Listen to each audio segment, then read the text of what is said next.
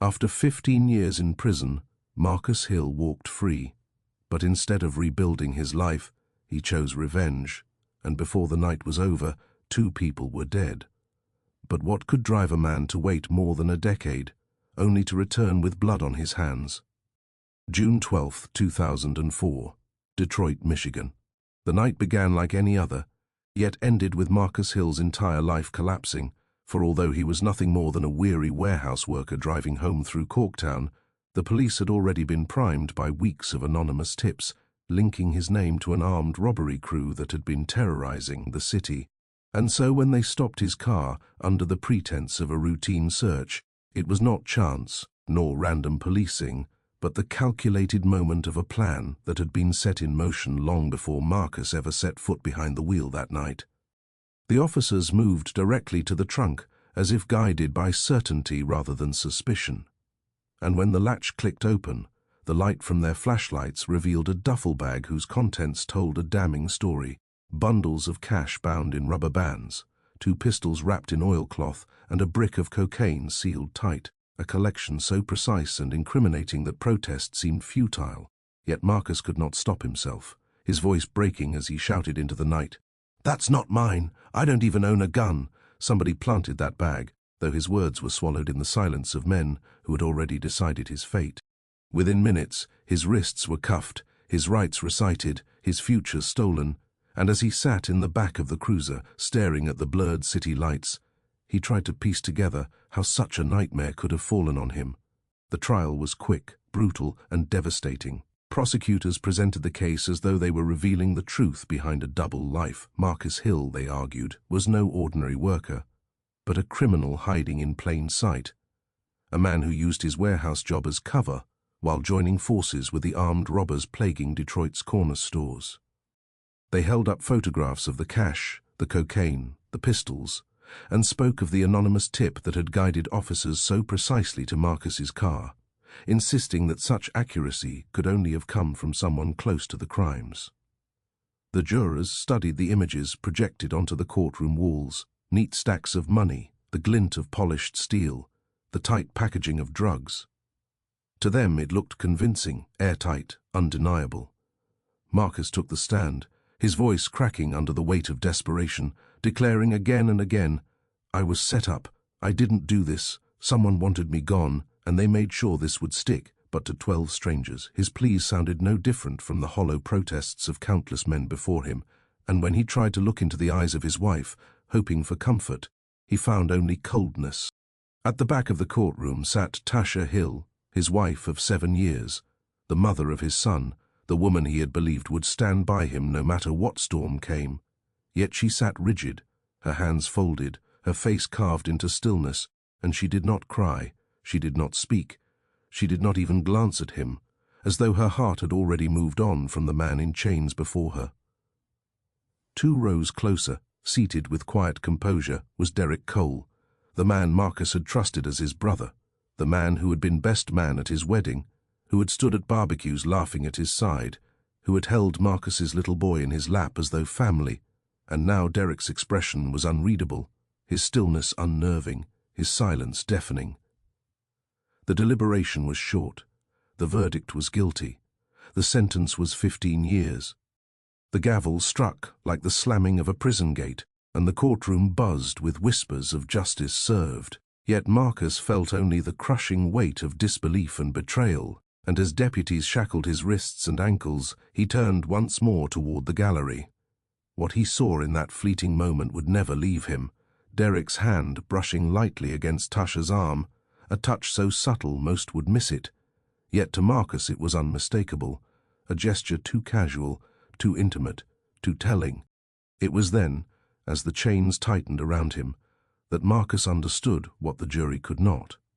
That the anonymous calls, the planted evidence, the perfectly timed stop, all of it had been orchestrated not by faceless enemies, but by the 2 people he trusted most, the wife he had built his life with and the friend he had called brother.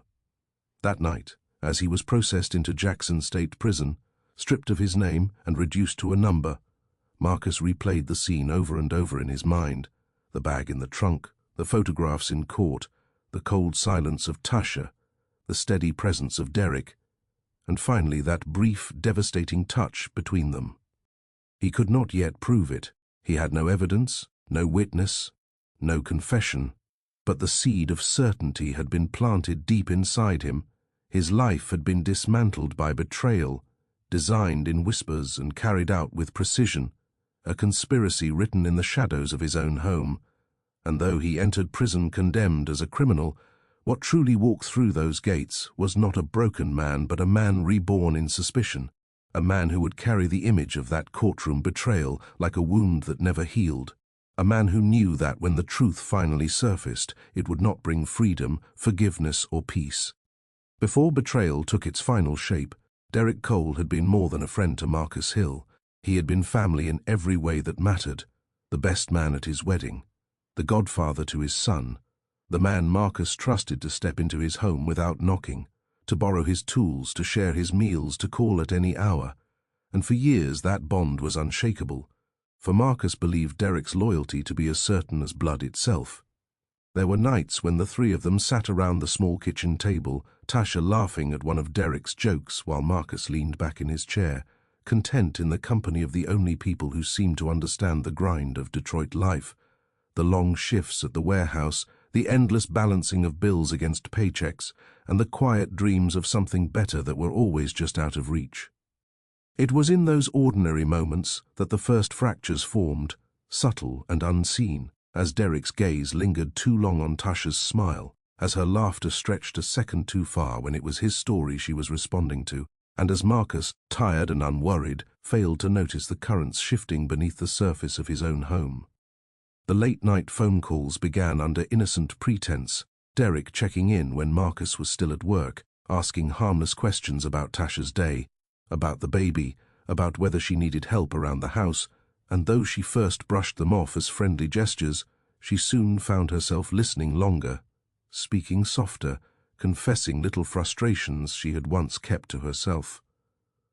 What started as sympathy became familiarity, and familiarity became intimacy, not in touch but in words, as Derek told her she deserved more than the endless cycle of bills and night shifts, that she was too smart and too beautiful to spend her best years waiting on a man who came home too tired to talk, too worn out to notice how lonely she had become. And Tasha, who had once promised herself she would never betray her vows, began to believe him. The affair began not with a kiss, but with a conversation that stretched past midnight, Tasha sitting on the living room couch with the phone pressed against her ear, Derek's voice filling the silence Marcus usually left behind, and when she hung up that night she realized that her heart had already crossed a line. In the weeks that followed, the boundaries dissolved. She let Derek hold her longer when they said goodbye at the door. She leaned into his touch when he brushed her hand, and when he finally kissed her, it felt less like a betrayal than a release of something that had been building for months. By day, they played their roles, Derek the loyal friend, Tasha the dutiful wife, but by night, in stolen hours and whispered exchanges, they built a world where Marcus no longer belonged. It was Derek who first planted the idea that Marcus was not just an obstacle, but a problem that could be solved. He spoke of Marcus's routines with precision, the nights he worked late, the mornings he left early, the roads he drove most often, the way he never checked his trunk because he had nothing to hide. He knew Marcus better than anyone, and he used that knowledge not to protect him but to dismantle him piece by piece. Tasha resisted at first, insisting that betrayal was one thing, but destruction was another, yet Derek pressed harder, reminding her of every argument, every bill that went unpaid, every lonely night she had endured, until the man she had once loved seemed less like a husband and more like a burden she had been tricked into carrying. And so, with words that dripped like poison, Derek convinced her that freedom was worth the cost. The plan unfolded slowly, deliberately, over weeks that stretched into months. Derek secured the cash and the cocaine through connections Marcus had never met. He obtained the pistols, untraceable and hidden, waiting for the right moment. And when the time came, he handed them to Tasha, telling her exactly where to place them, exactly how to call the police, exactly what to say so the tip would sound credible. She followed his instructions with trembling hands, convincing herself that this was survival, not betrayal, that once Marcus was gone, she and Derek could finally live without struggle, without fear, without the endless weight of a life that had never been enough. Through flashbacks, the picture becomes clear. Derek standing at Marcus's wedding, smiling as though nothing could break their bond, his hand on Marcus's shoulder as vows were spoken, his voice loudest in the cheer that followed. Derek cradling Marcus's newborn son, promising to protect him as godfather, his words heavy with false devotion. Derek raising his glass at backyard barbecues, telling Marcus he would always have his back, while secretly imagining a future where Marcus was no longer standing beside him. Each memory, once warm, now revealed itself as part of a pattern. The trust Marcus gave freely twisted into a weapon Derek would one day use against him. By the time the police opened the trunk of Marcus's car on that June night, Derek's betrayal was already complete, for he had not only seduced Tasha, but turned her into an accomplice, using her desperation as fuel for his scheme, feeding her promises of a better life, until she believed that framing her husband was not only possible, but necessary. And so Marcus Hill, who once believed that brotherhood was unbreakable and marriage unshakable, found himself condemned by the very people he had built his life around, though he did not yet know the full scope of their betrayal, for in those final flashbacks, one truth emerges with devastating clarity. Derek Cole had not acted in haste or anger, but with patience, calculation, and cruelty, planning Marcus's downfall not for weeks but for months, weaving a trap so perfect that by the time it closed, Marcus never had a chance to escape. At Jackson State Prison, Marcus Hill learned quickly that innocence was no shield, and truth was no currency, for inside those walls the only things that mattered were strength, fear, and the ability to hold your ground when men circled like wolves. He arrived bewildered, clinging to the hope that justice might one day reveal itself, but the moment the gates closed behind him, the lessons began, and each day carved away the man he had been, replacing him with someone harder, sharper, colder. He learned that respect was taken, not given, that hesitation invited attack, and that a man who could not fight was a man already marked. The first time another inmate tested him in the yard, Marcus swung back, not because he wanted to, but because the alternative was worse, and when his fist landed with enough force to draw blood, a line was drawn that others learned not to cross. Soon his reputation spread. Marcus Hill was not a man to be toyed with, not a man to be broken, not a man to be humiliated without consequence. While he adapted to the brutal rhythms of prison life, the world outside moved on without him. Tasha and Derek, freed of the burden of secrecy, sold his car, emptied his bank account, and liquidated the modest assets he had worked years to build. The house that had once held his laughter was listed, the furniture carried out in trucks, and by the time Marcus was carving his place into the hierarchy of Jackson, the two of them were toasting glasses in their new home. A life of comfort built on the ashes of his ruin. The contrast was cruel. Inside, Marcus learned to sleep with one eye open, his nights filled with the clang of metal doors and the distant echoes of violence, while outside, Derek and Tasha learned to share their mornings over coffee, their evenings over whispered promises of the future they had stolen. For years, Marcus carried his rage like an ember, hot but unfocused, his anger boiling but without a target he could prove, until one day, a folded sheet of paper was slipped into his hand in the library, passed along without a word by an inmate he barely knew.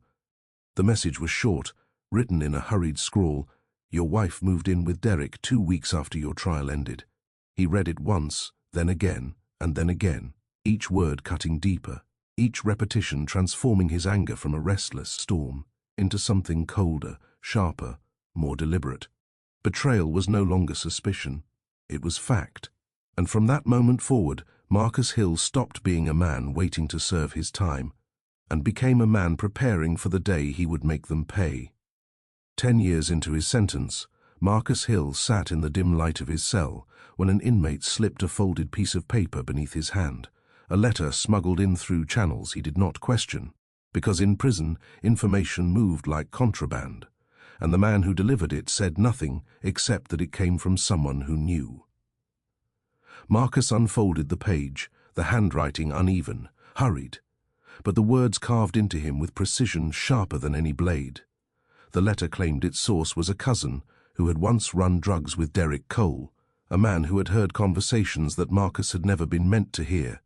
Conversations about how Marcus would be gotten rid of permanently, conversations whispered between Derek and the woman Marcus had once called his wife. The details spilled across the page with a cruelty that stripped away the last of his doubt. It was Derek who had provided the cocaine, the pistols, the stacks of cash, pressing them into Tasha's hands with the cold certainty of a man engineering another's downfall.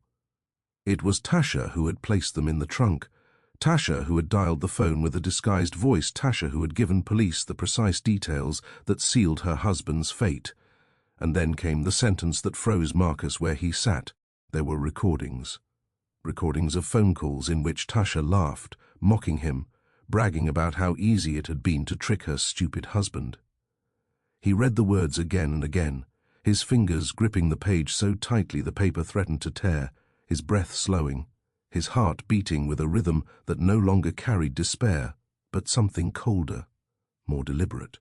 Beyond the walls of Jackson, their story had begun to fracture. Derek, once smooth and confident, had grown restless, his temper unpredictable, his drinking heavier with each passing year.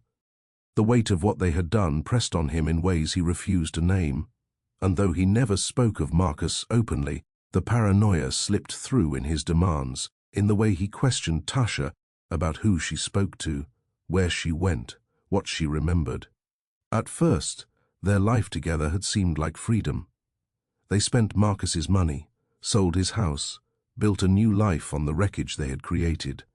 But guilt has a way of creeping into even the brightest rooms, and it began with Tasha lying awake at night, listening to Derek's drunken rambling, realizing that the man she had sacrificed everything for was slowly turning into her jailer. The arguments grew sharper, the apologies shorter, and the bruises harder to hide. Derek's suspicion, once focused on the outside world, turned inward, aimed at her, as though punishing the only witness to the crime that had set them free. Back in his cell, Marcus traced the words on the letter until they etched themselves into his memory. Each detail sharpened his rage into something patient, something disciplined. He was no longer a man simply serving time.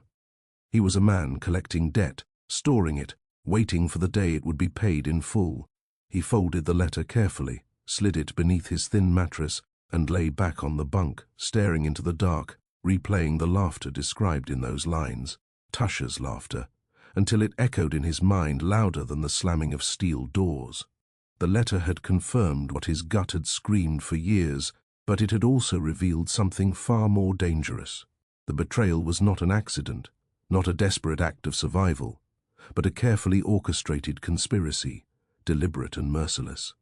And as Marcus closed his eyes that night, the truth sat beside him like a shadow that would never leave, a truth that would shape every thought, every plan, every step he took from that moment forward. But while he sharpened his resolve inside those walls, beyond them Derek's mask was slipping, and Tasha was beginning to see the man she had chosen for who he truly was. The cracks in their alliance had begun, and what started as whispers of guilt and sparks of paranoia would soon erupt into something far darker. In the prison library, Marcus Hill buried himself in law books, searching for cases that mirrored his own, copying motions on yellow pads, filling page after page with appeals that never gained traction. Each rejection hardened him further. At night, lying on the narrow cot, he shifted from legal strategy to darker designs, sketching out revenge in the silence of his mind, piecing together names, places, and debts owed, building patience the way others built strength. While Marcus plotted in solitude, the life Tasha had chosen was cracking under the weight of the man she had tied herself to. Derek Cole's charm had soured into anger, his steady confidence replaced with suspicion. The bottles lined their kitchen counters, the smell of whiskey clinging to his clothes, his temper sparking without warning. At first, the arguments ended in slammed doors and muttered curses, but soon his voice rose louder, his words sharper, his hands no longer steady. The man who had once promised her freedom now watched her every move, demanded to know who she spoke with, accused her of secrets she wasn't keeping. Tasha learned to read the signs, the slurred speech when he came home late, the narrowing of his eyes when she avoided his questions, the way his fists clenched around a glass when she dared to push back. The secret they shared, the destruction of Marcus Hill, hung between them like a loaded weapon, and Derek carried it with a paranoia that consumed him. He told her often, in moments of rage, that one day he would make sure no one could ever expose them, and though he never said the words outright, she began to understand that his plan included her. Nights that should have been filled with comfort became hours of fear. She locked herself in the bathroom when his voice grew too loud, pressed trembling hands against her face as he pounded on the door, whispering apologies through clenched teeth, promising it would never happen again, until the cycle repeated, each time worse than before. Desperation took root. Tasha began hiding money in an old shoebox beneath her bed, small bills taken from groceries, loose change tucked away, any resource that could fund an escape. She searched job postings under a false name, rehearsed explanations she might give to strangers, and circled Columbus, Ohio, on a map folded between the pages of a magazine. Columbus meant distance, anonymity, the chance to start again. She would take nothing from Derek except her freedom. But secrets rarely remain hidden. One evening, Derek stumbled into the bedroom and found the shoebox tipped over on the floor, the cash scattered, the folded map staring back at him like a confession. He stood in the doorway, silent at first, the kind of silence that carried more threat than shouting ever could. Tasha froze, her body rigid as he stepped closer, the shoebox in his hands, his eyes burning with betrayal. The explosion came swiftly. His fists struck not once but again and again, fueled by rage, fear, and the certainty that she had dared to leave him. When it was over, she lay broken on the floor, her breath shallow, her face bruised, the taste of blood sharp in her mouth.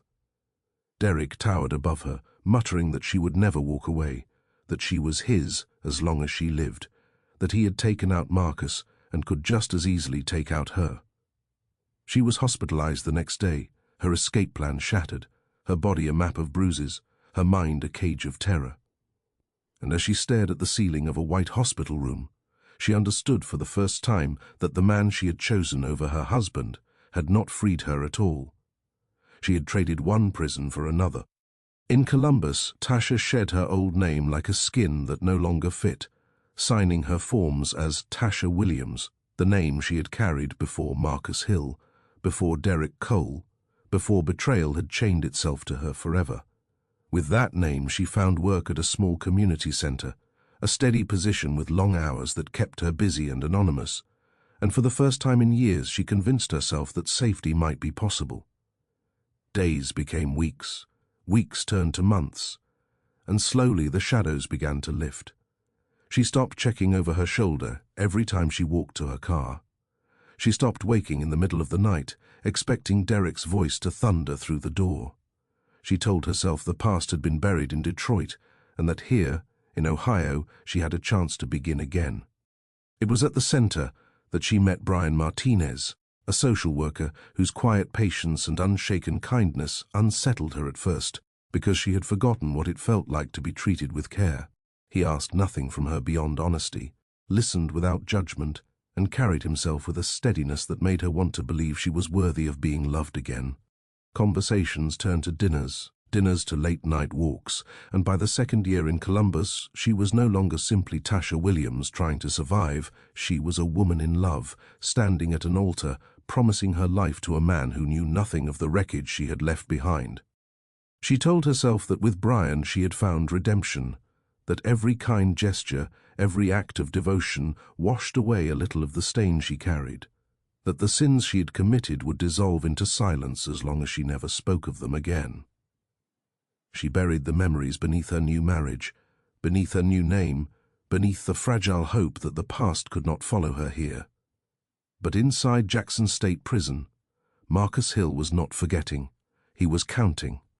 15 years had taught him that patience was more dangerous than anger, that planning was sharper than rage.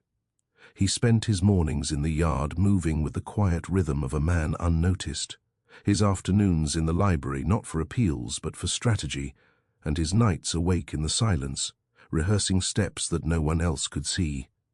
He learned how debts were collected, how names were traced, how men disappeared without a trace when someone with enough patience pulled the strings.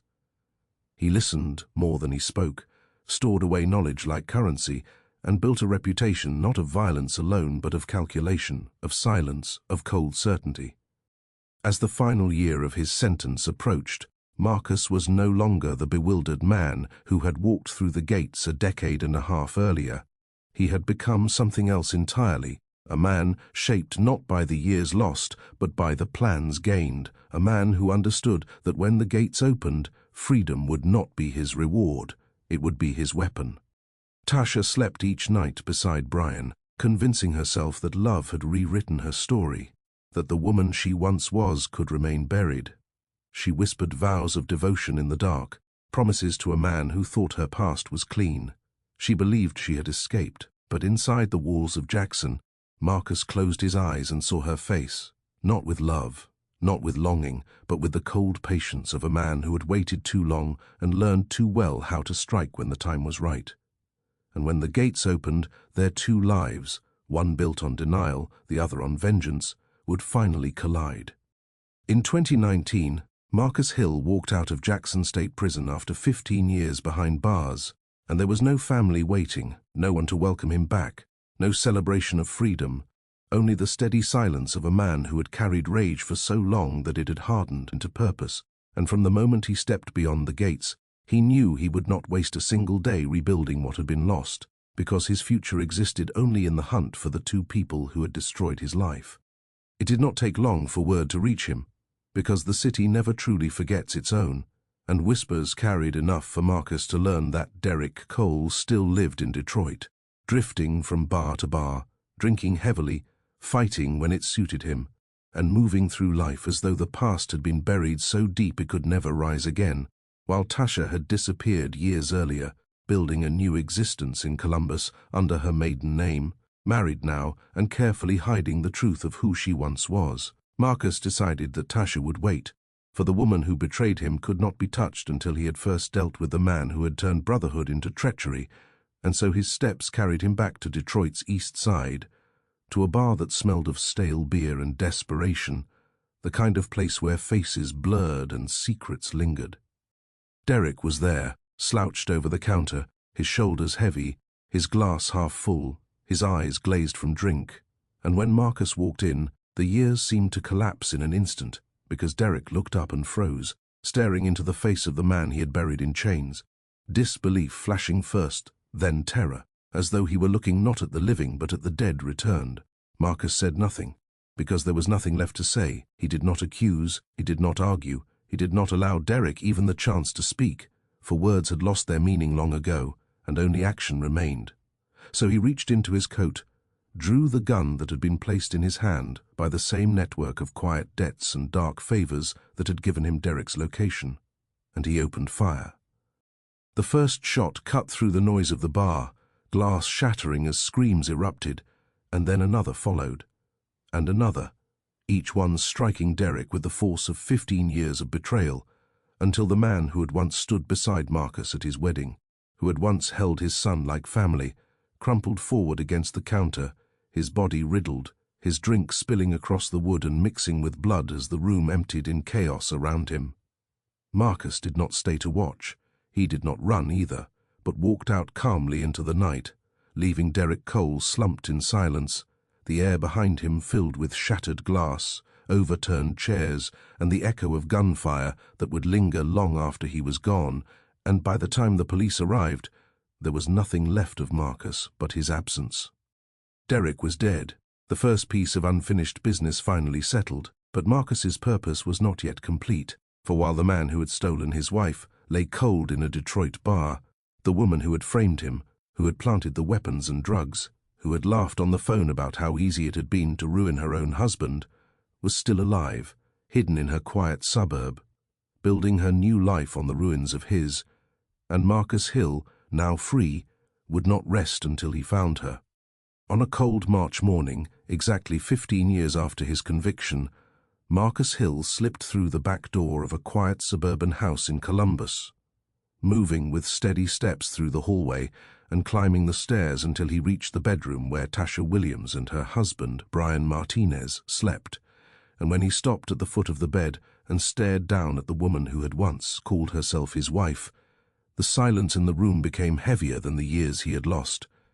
Tasha stirred first, her eyes opening slowly, and when she saw the figure standing before her, she froze, her body stiffening beneath the covers, while her lips parted, but no words came. And beside her, Brian shifted in confusion, sitting up and blinking at the intruder whose presence made no sense to him. Marcus's voice cut through the stillness, low and controlled. "You know why I'm here." Brian's head snapped toward his wife, his voice rising with panic as he demanded to know what was happening and who this man was. But Marcus ignored him and kept his eyes fixed on Tasha, who trembled as she tried to form words that refused to come, her fear pressing against every second of silence. "Tell him," Marcus said, his tone sharper now. "Tell him what you did." Brian turned again, staring at Tasha in disbelief, his voice breaking as he repeated his question. But Tasha only shook her head, stammering, until Marcus stepped closer and raised his voice just enough to silence them both. 15 years, he said. 15 years in a cell because of you. You planted the bag. You made the call. You destroyed me. Now tell him the truth." Her eyes filled with tears, her hands clutching the sheets as though they could protect her. And when Brian pressed again, louder this time, Tasha's defenses collapsed, her voice shaking as she confessed the words she had kept buried for more than a decade. "It's true. I set him up. I planted the drugs, the guns, the money. I called the police. I made sure they found it."